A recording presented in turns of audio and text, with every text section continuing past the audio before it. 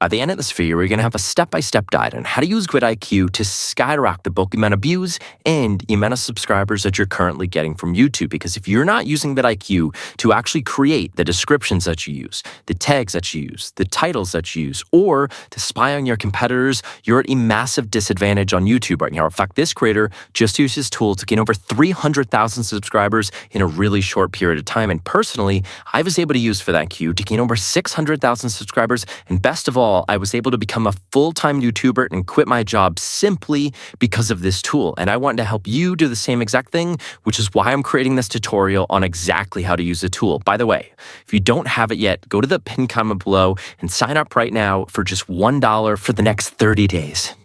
Okay, so the first thing that I want to show you on here is if you come up to AI tools, you can see a bunch of different AI tools.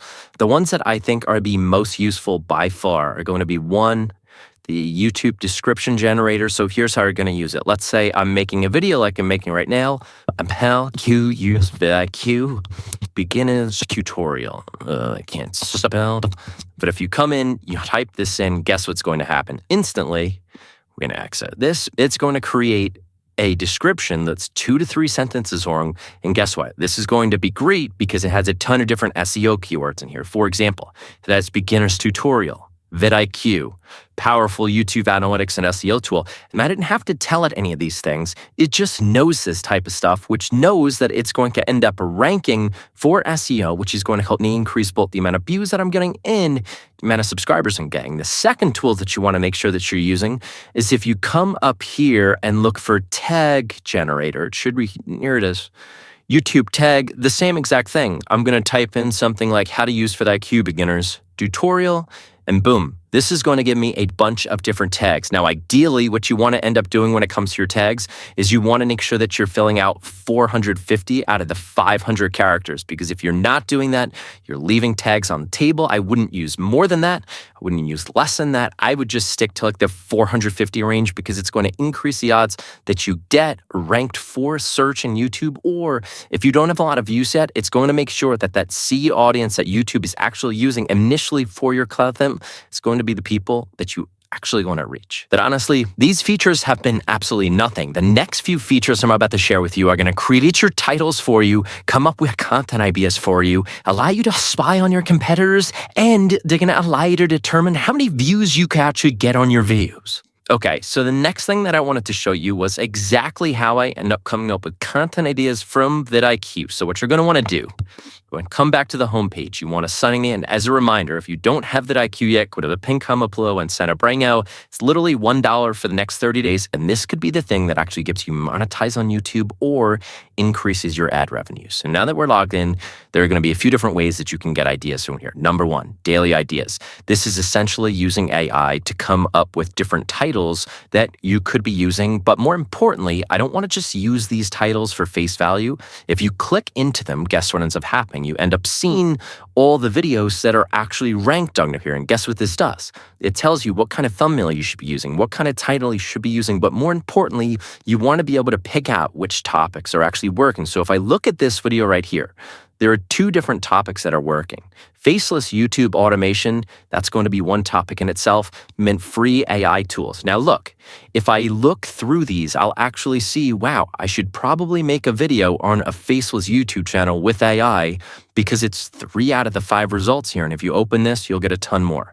The second thing that you can do is if you come up over here, now this will give you also like daily ideas and things under here, but if we go under keywords, and type in something like Facebook board, faceless YouTube channel.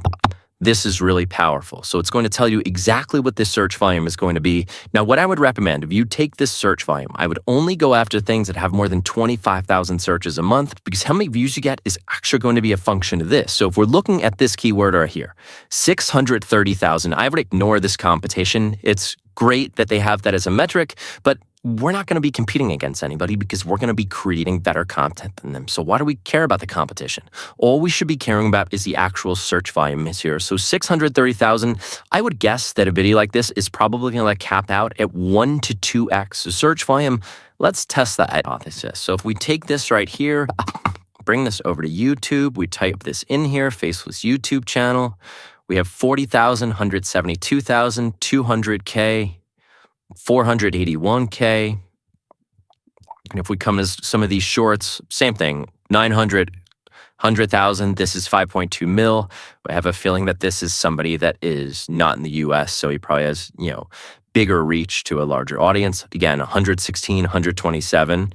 So if we actually look at this, we'll see that we might cap out at this. So I would take this as like a 1 to 2x number, and that's going to determine how many views you could potentially get. But that's not the only thing you need to be focused on here. The second thing is coming over here to these related keywords. And similarly to what I was showing you with the daily ideas, if you then come down on here, it's going to show you all the titles that are working, all the thumbnails that are working. And here's a pro hack. If you want to come up with better hooks for your content, or you want to come up with better scripts for your content, if you click on where it's going to pull up the video. If you copy this and go at YouTubetranscript.com, you enter the URL in here, guess what this does?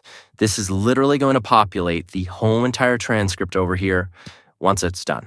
Oh, so this guy actually disabled transcripts for this video. So he might have seen that somebody was going to do this. So let's actually come to a VidIQ video himself and try to do the same exact thing. Come over here, reload this website, not this. Boom. So this is literally going to give me the transcript, right? And then from here, if you're using an AI, you could then type this into ChatGPT, or what I like to do is copy the entire thing and try to figure out, okay, here's the hook that they used. Here's the transition phrase that they used. Here's the social proof that they used. And it allows you to create much better scripts on YouTube. And yes, this works for both long form content and for shorts. Now, the other thing that I did want you to pay attention to here is these related keywords. And there's a very strong reason for that. So on this one, I've done this search before. So faceless YouTube channel, I knew that that was going to be the most searched keyword. But let's say I didn't do that. Let's say I typed in a faceless channel. So this would only be 30,000. But then what I could do is come over here to the right, and it's actually going to tell me related keywords. And look, if I would have put faceless channel in my title, it would have massively decreased the amount of reach that I could get, versus if I use faceless YouTube channel or YouTube automation. And if we click into here, guess what's going to happen? It's also going to change all of this. So you're going to be able to say, oh, YouTube automation step-by-step is actually better than YouTube automation tutorial. In fact, it's 10 times better. And then that's the type of research that you need to make sure that you're doing if you want to skyrocket the amount of views that you're getting. But again, we can't stop there because we haven't spied on our competitors yet. And the way that you're going to do that is you're going to come over to VidIQ, you are going to come up here, and again, they have all these different tools, but I recommend just using these ones because they're by far the best if you want to get more subscribers. In fact, these are the exact ones that I use to get over 40 million views from search, over 600,000 subscribers, and get ready to quit my full-time job to pursue YouTube full-time because I was getting views 24/7 because I was ranking for search. Now, if you want to spy on your competitors, you come over to competitors. From here, you can add all these in, right? So you can search for different channels, like Jesse James West. Boom. So we can add him in there if he was a competitor. He's not a competitor. He's just the first person that came to mind, but we could add him in here. So what you want to do here, if you want to look at Think Media here, who's a competitor of mine, I can include my channel. I cannot include my channel. But essentially what I want to do is filter by this month, and I'm able to see which one of their videos are actually getting the most views. And this is going to be incredibly helpful. Why?